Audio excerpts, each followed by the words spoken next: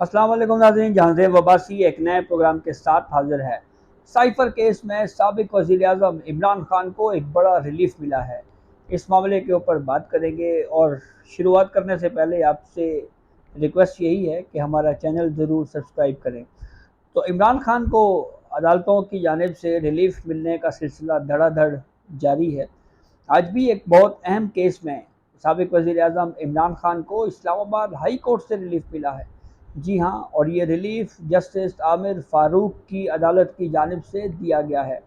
ये वही जस्टिस आमिर फ़ारूक हैं जो chief justice Islamabad high court हैं, और इनके मामले के ऊपर पाकिस्तान तहरीक इंसाफ ये बयानिया बनाती रही है कि उनको जस्टिस आमिर फ़ारूक की अदालत से इंसाफ की तवक्को नहीं है। सोशल मीडिया के ऊपर उनके खिलाफ ट्रोलिंग की जाती रही और बहुत ज़्यादा इस मामले को हाईलाइट किया जाता रहा। लेकिन अब इस्लामाबाद हाई कोर्ट के वही चीफ जस्टिस आमिर फ़ारूक उनकी कोर्ट से एक बहुत बड़े केस में, वो केस जिसके हवाले से ये कहा जा रहा था कि ये काफ़ी मुश्किल केस होगा इमरान खान के लिए, लेकिन उस केस में इमरान खान को रिलीफ मिला है। इस मामले के ऊपर हुकूमत की जानिब से काफ़ी रद्द-ए-अमल का इज़हार किया गया, और हुकूमत की जानिब से न सिर्फ ये कहा गया कि हम इस फैसले को सुप्रीम कोर्ट ऑफ पाकिस्तान में चैलेंज करेंगे, बल्कि इन तहफ़्फ़ुज़ात का इज़हार भी किया गया कि अगर ट्रायल में कोई खामियां थी, कोई नकाइस थे, तो ये मामला री ट्रायल के लिए दोबारा भिजवाया जाना चाहिए था। लेकिन री ट्रायल के मामले को इस्लामाबाद हाई कोर्ट ने नज़रअंदाज किया। थोड़ा सा बैकग्राउंड आपसे शेयर करते हैं और आपको ये बताते हैं कि इस्लामाबाद हाई कोर्ट में कौन कौन से ऐसे अहम केस हैं जिनमें इमरान खान को इन्हीं आमिर फ़ारूक साहब की ही कोर्ट से रिलीफ मिला है। एक बहुत अहम केस जो मुख्तलिफ जजेस ने इसको सुना, ये कहा जाता है कि दीगर हाई कोर्ट्स में भी ये केस इमरान खान के तरफ खिलाफ चलता रहा। वो केस था टेरियान जे वाइट का केस। इस केस में भी पहले फ़ेज़ में आमिर फ़ारूक साहब ने ही इस केस को सुना था। फिर उसके बाद तोशाखाना केस में जो सज़ा मुअत्तल की गई, उसकी सरबराही भी जस्टिस आमिर फ़ारूक ही कर रहे थे, और 6 जजिस के ख़त में भी टेरियान जे वाइट का ना सिर्फ जिक्र किया गया, हवाला दिया गया, बल्कि ये भी कहा गया कि इमरान खान के हवाले से केसेस के मामले के ऊपर जुडिशरी दबाव का शिकार है। बिलखसूस टेरियान जे वाइट केस का हवाला दिया गया और कहा गया कि उस केस की वजह से एक जज साहब को हॉस्पिटलाइज होना पड़ा। लेकिन अदलिया ने अब इस्लामाबाद हाई कोर्ट ने इस मामले के ऊपर रिलीफ दिया है। अब ये देखने की बात है कि ये रीजनिंग क्या दी जाती हैं इस्लामाबाद हाई कोर्ट की जानिब से कि किन वजूहात के सबब इस्लामाबाद हाई कोर्ट ने इस मामले के ऊपर बानी पीटीआई इमरान खान को और शाह महमूद कुरैशी जो साबिक वज़ीर ख़ारजा हैं उनको रिलीफ दिया है। उसके डिटेल रीजनिंग में ही ये सारी चीज़ें हमें मालूम होंगी। दूसरी जानिब ये फ़ैसला हुकूमत की जानिब से सामने आया है कि वो इस केस को, इस फैसले को सुप्रीम कोर्ट ऑफ पाकिस्तान में चैलेंज करने जा रहे हैं। जैसे ही डिटेल रीजनिंग आएगी तो फिर उसके बाद ये मामला सुप्रीम कोर्ट ऑफ पाकिस्तान में आ जाएगा। अब ज़रा डिस्कस करते हैं कि सुप्रीम कोर्ट ऑफ पाकिस्तान में कौन कौन से जजेस शायद इस केस को ना सुन पाएँ। इसमें आपको बैकग्राउंड बताएं कि एक तो जब साइफर लहराने के बाद जो अदम एतमाद की तहरीक हुई, जिसमें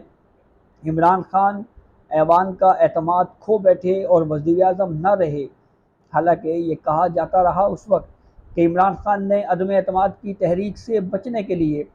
ये साइफर वाला जो मामला है इसके ऊपर पॉलिटिक्स की, यही केस प्रोसिक्यूशन का भी रहा। लेकिन एक ख़त सुप्रीम कोर्ट ऑफ पाकिस्तान को भिजवाया गया और कहा गया कि साइफर के मामले के ऊपर तहकीकात करवाई जाएँ। इस मामले पे रजिस्ट्रार सुप्रीम कोर्ट ने उस वक्त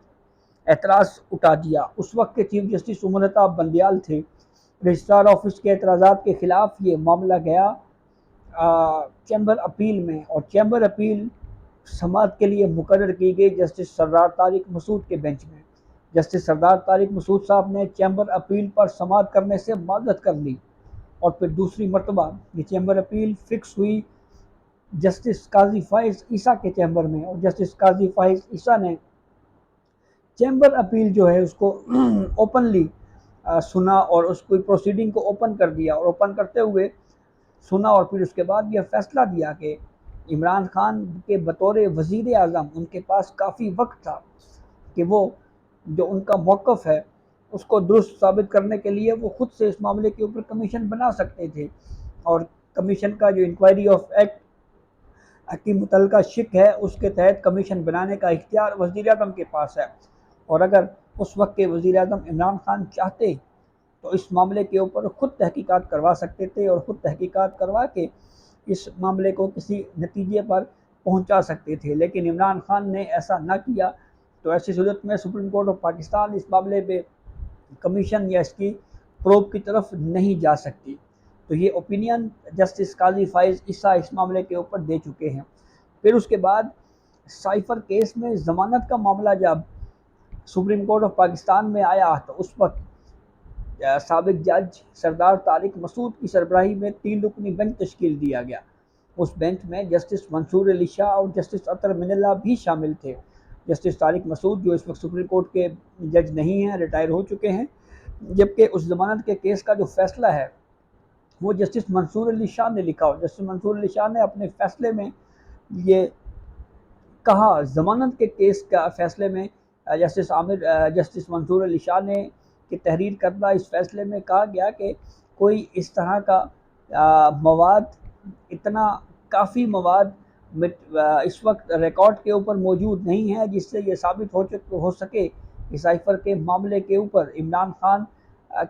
کے سائفر کے معاملے کو اوپن کرنے یا سائفر لہرانے کے سبب کسی دشمن ملک کو یا کسی اور ملک کو یا کسی فورن ملک کو اس معاملے کا کوئی فائدہ ہوا۔ اور یہ وہی کیس ہے جس میں جسٹس اطہر من اللہ نے ایک تفصیلی ایڈیشنل نوٹ لکھا تھا، اور اس ایڈیشنل نوٹ میں ماضی میں سیاستدانوں کے ساتھ جو کچھ ہوتا رہا ان تمام واقعات کو اس میں ان کے حوالے دیے گئے اور اس پر ڈسکشن کی گئی۔ تو ایسی صورتحال میں یوں لگتا ہے کہ کم از کم جسٹس اطہر من اللہ صاحب جو اس معاملے کے اوپر ویو دے چکے ہیں، جسٹس منصور علی شاہ صاحب، کہ اگر سپریم کورٹ میں یہ معاملہ آتا ہے تو کیا وہ اس کیس کو سنیں گے یا نہیں سنیں گے، یہ بہت اہم معاملہ ہوگا۔ تو بہرحال پاکستان تحریک انصاف کو کورٹ سے ریلیف مل رہا ہے، یہ الگ بات کہ انہی کورٹس کے اوپر ماضی میں پی ٹی آئی جو ہے وہ عدم اعتماد کا اظہار کرتی رہی ہے۔ دوسری جانب وہ اسلام آباد ہائی کورٹ جو یہ کہتی رہی ہے کہ وہ دباؤ کا شکار ہیں، اب وہ ہائی کورٹ جو ہے وہ فیصلے کر رہی ہے، اور یہ کافی خوشائند بات ہے۔ اور یہی بات چیف جسٹس آف پاکستان قاضی فائز عیسیٰ اسلام آباد ہائی کورٹ کے 6 ججز کے خط کے معاملے کے اوپر لیے گئے اسکود نوٹس کیس میں یہ بات کہتے رہے ہیں کہ اسلام آباد ہائی کورٹ کو خود سے اگر ان کو سمجھتے ہیں کہ کوئی مداخلت ہو رہی ہے تو پروسیڈنگ کرنی چاہیے، اور پھر ان آبزرویشنز کے بعد کے جو نتائج نکلے وہ ہمارے سامنے ہیں۔ پھر اسلام آباد ہائی کورٹ نے اس معاملے کے اوپر کارروائیاں بھی شروع کی، لاپتہ افراد کے حوالے سے کیسز کو بھی ٹیک اپ کیا، اور اب جو ججز کے خلاف توہین آمیز مہم چلانے کا معاملہ ہے اس کی عدالتی کارروائی بھی براہ راست نشر کی جا رہی ہے۔ تو پاکستان کی عدلیہ میں ایک بہتری یا ہمیں بدلاؤ واضح نظر آتا ہوا دکھائی دے رہا ہے۔ جہاں تک سائفر کیس کا معاملہ ہے، اگر یہ سپریم کورٹ آف پاکستان میں آتا ہے تو سپریم کورٹ اس معاملے کو کیسے دیکھتی ہے، اس کیس کو کیسے لے کر آگے چلا جائے گا، کیا فیصلہ دیا جائے گا، یہ بہت اہم ہوگا۔ یہاں پہ یہ ایک وضاحت ضروری ہے کہ عمران خان جو ہے وہ اس وقت عدت کیس میں جو ہے وہ ان کو سزا ہو چکی ہے، سزا یافتہ ہیں۔ دیگر کیسز کے حوالے سے بھی ابھی ان کے خلاف مقدمات چل رہے ہیں، کچھ نئے مقدمات بنائے جانے کے حوالے سے بھی جو ہے وہ انکوائریز ہو رہی ہیں، جیسے ایک ٹویٹ انہوں نے کیا 9 مئی کے حوالے سے بھی کچھ کیسز کے حوالے سے بات ہو رہی ہے۔ تو یہ اب تک کی اپڈیٹ تھی جسے ہم نے آپ کو آگاہ کیا۔ بہت شکریہ۔